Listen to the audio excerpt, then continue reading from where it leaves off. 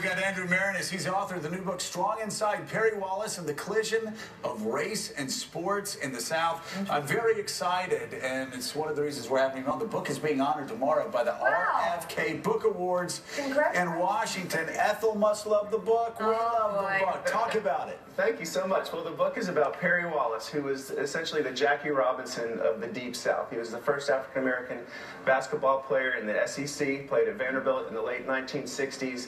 He's so much more than just a basketball player. He's a brilliant guy going back to high school. He was valedictorian of his high school. He was an engineering student at Vanderbilt. Today he's a professor of law at American University. He's kind of a hidden hero that I just loved writing about. Harold.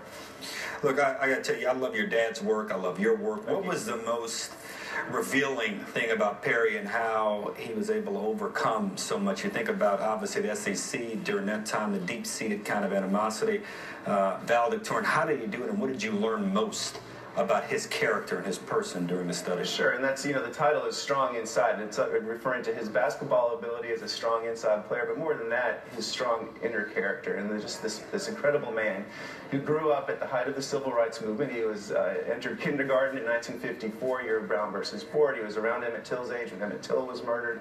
He was a 12-year-old kid going on to watch the sit-ins in downtown Nashville, enters high school a week after Martin Luther King's I Have a Dream speech. He feels this incredible sense of momentum that the country is changing at just the right time, and he needs to be prepared to take advantage of these opportunities. His mom would tell him to put on the full armor of God when he was facing the most dire circumstances. He had been a student of Jackie Robinson's, knew that he could not quit. He could not let these people get to him. He had an important mission to complete. And so he had this mindset of what's the proper pioneer response to any situation he was in, and that's what carried him through. What about props for Vanderbilt for offering the scholarship in the first place? And what about what Perry endured at the beginning of his career at Vanderbilt and throughout his career in the SEC as a basketball player? Sure. So Vanderbilt was a charter member of the Southeastern Conference, which had been formed in the 1930s. Here it is, late 1960s. The league is still all white. At Kentucky, the president is encouraging Adolph Rupp, legendary Adolph Rupp, to integrate his program. He resists it. The chancellor at Vanderbilt encourages his coach to integrate his team. He says, yes, I'll do it, mainly because he wanted to be Kentucky. Coach was a Kentucky kid himself from Paducah. But, there's articles written about Perry Wallace as a high school kid that portray him as the all-American kid in every way. There's a picture of him with 4 milk cartons spread out in front of him. His girlfriend stroking his cheek with a dandelion. He's sitting in the front row wearing a sport coat in class, and yet the day after that story runs, petitions arrive at the head coach's office at Vanderbilt from fans saying that if he signs Perry Wallace, they're never coming to another game again. Coach told me that he threw those petitions in the trash because he knew he had the chancellor's backing.